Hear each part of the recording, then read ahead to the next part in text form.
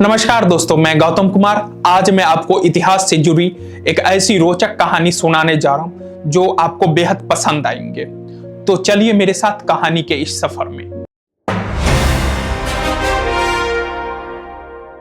बंगाल विभाजन की कहानी 1905 भारतीय इतिहास का एक महत्वपूर्ण और विवादास्पद अध्याय है, जिसे बंगाल विभाजन के नाम से जाना जाता है। यह घटना ब्रिटिश साम्राज्य द्वारा भारतीय उपमहाद्वीप में सत्ता को मजबूत करने और अपनी नीति को लागू करने के लिए की गई एक महत्वपूर्ण साजिश थी।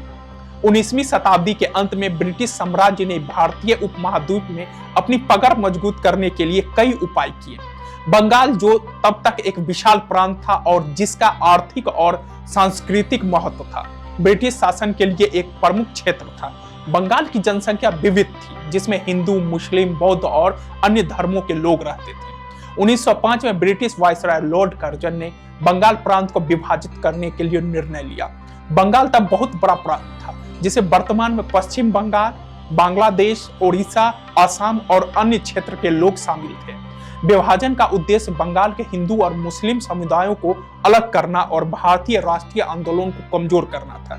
ब्रिटिश सरकार का दावा था कि बंगाल के प्रशासनिक कार्यों को बेहतर बनाने के लिए विभाजन आवश्यक था, लेकिन असल में इनका मकसद भारतीय स्वतंत्रता संग्राम को कमजोर करना और विभाजन के जरिए दोनों समुदायों के बीच संघर्ष पैदा करना था, ताकि वे आपस में लड़ते रहें और ब्रिटिश साम्राज्य पर उनका ध्यान केंद्रित ना हो। बंगाल का विभाजन दो भागों में हुआ। पश्चिमी बंगाल, जिसे मुख्य रूप से हिंदू बहुमूल्य क्षेत्र शामिल थे, पूर्वी बंगाल, जिसमें मुस्लिम बहुमूल्य क्षेत्र शामिल थे, बांग्लादेश, जो अब है। इस विभाजन में बंगाल में सांप्रदायिक तनाव और संघर्ष बढ़ा दी। हिंदू और मुस्लिम दोनों समुदायों को बीच भयंकर असहमति और विरोध हुआ। यह विभाजन राष्ट्रीय एकता को तोड़ने का एक प्रयास था और इसमें भारतीय समाज में भयंकर ध्रुवीकरण उत्पन्न किया।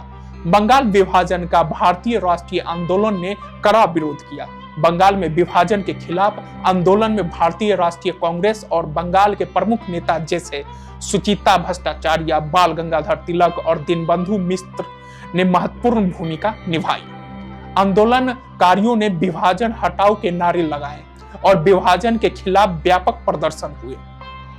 भारत के हिंदू और मुस्लिम समाज के नेताओं ने इन विभाजन के विरोध में एकजुटता दिखाई, जिसमें यह स्पष्ट हो गया कि ब्रिटिश साम्राज्य की योजनाएं असफल हो रही थी। आंदोलनकारियों ने विभाजन के विरोध में स्वदेशी आंदोलन चलाया, जिसमें ब्रिटिश वस्त्रों का बहिष्कार, विदेशी सामान का विरोध और स्थानीय उत्पादों का समर्थन किया गया। विभाजन का विरोध बढ़ता गया और ब्रिटिश सरकार ने 1911 में बंगाल विभाजन को रद्द कर दिया। यह ब्रिटिश साम्राज्य की एक असफल योजना के रूप में जाना गया।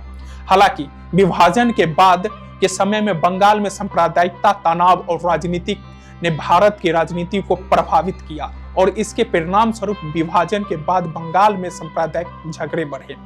बंगाल का विभाजन भारतीय स्वतंत्रता संग्राम और भारतीय राजनीति में एक महत्वपूर्ण मोड़ था। यह एक उदाहरण था कि कैसे ब्रिटिश साम्राज्य ने भारतीय समाज में विभाजन और असहमति फैलाने की कोशिश की।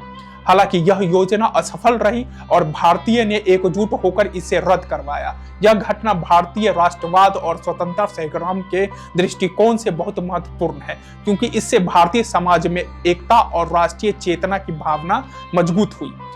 ऐसा ही और भी इतिहास की कहानियों को सुनने के लिए हमारे साथ जुड़े रहिए। तब तक के लिए सुरक्षित रहें। फिर मिलेंगे। धन्यवाद। अधिक जानकारी और अपडेट्स के लिए हमारे YouTube channel one world news को सब्सक्राइब करें और नोटिफिकेशन को बेल आइकन को दबाना ना भूलें।